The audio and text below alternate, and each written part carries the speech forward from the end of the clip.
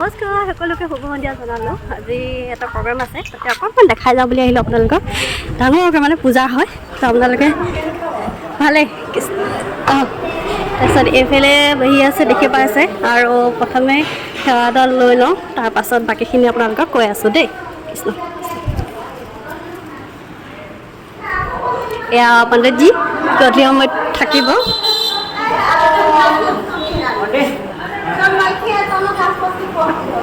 বা পুৰা কামত লাগি গৈছে চবেই।